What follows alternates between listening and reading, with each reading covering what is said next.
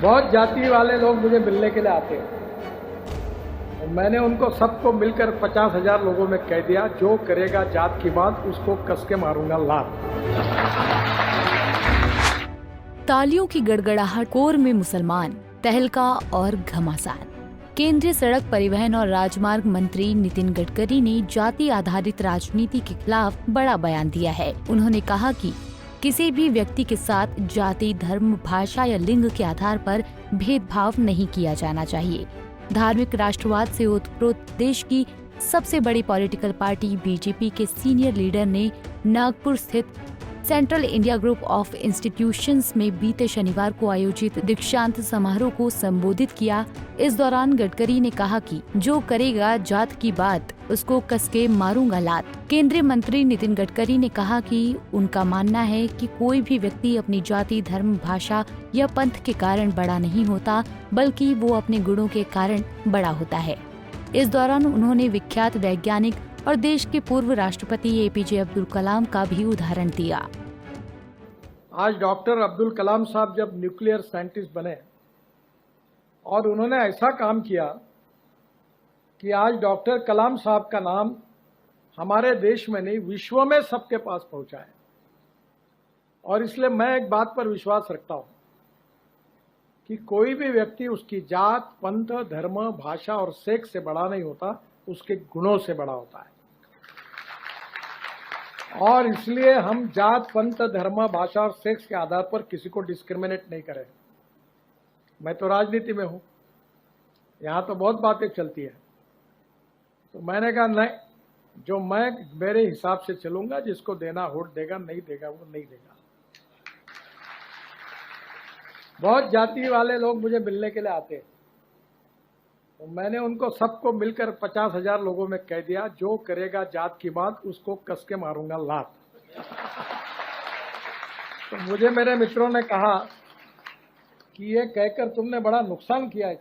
मैंने जो होगा सो होगा, अगर चुनाव जीतता नहीं तो आदमी मरता थोड़ी है, मंत्री नहीं हुआ तो। पर मैं अपने उसूलों के साथ इस पर कायम रहूंगा और व्यक्तिगत जीवन में उसका आचरण करूंगा।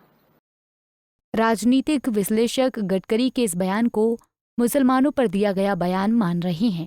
कुछ राजनीतिक जानकारों का ऐसा मानना भी है कि गडकरी ने अपनी बीजेपी पार्टी लाइन से हटकर ये बयान दिया है, जबकि विपक्ष भी गडकरी के इस बयान के बहाने उनको घेरने में कोई कोर कसर नहीं छोड़ रहा है।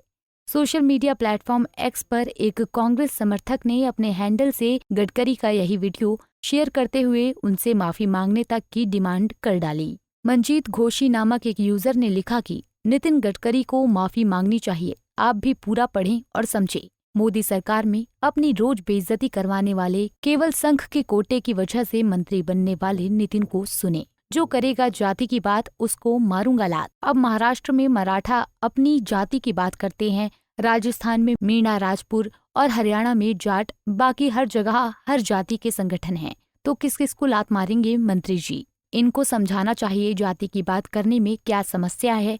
हमारी जाति, उसकी अच्छाई बुराई की बात भी तो हम ही करेंगे, वैसे बोलना तो ये चाहिए। देश में जो करे नफरत की बात, पड़नी चाहिए उसके मुंह पर लात। और पता नहीं कौन से निर्लज्ज लोग हैं जो ये सुनने के बाद भी जाते हैं, जाति हमारा गर्व है, दलित हो, राजपूत हो या ब्राह्मण हो, सबका अपना अपना एक गौरवशाली इतिहास है, पर संघ का इतिहास माफी और मुखबरी से भरा है। बहरहाल कुछ राजनीतिक जानकारों का ऐसा मानना है कि गडकरी ने जाति को आड़े हाथों इसलिए लिया कि उसके आड़ में आज सांप्रदायिकता परोसने की तेज कोशिश की जा रही है। विपक्ष ने ये भी माना कि जात को आधार बनाकर दो संप्रदायों के बीच मनमुटाव करवाने वाली अपनी पार्टी बीजेपी पर नितिन गडकरी ने ये तंज कसने का काम किया है।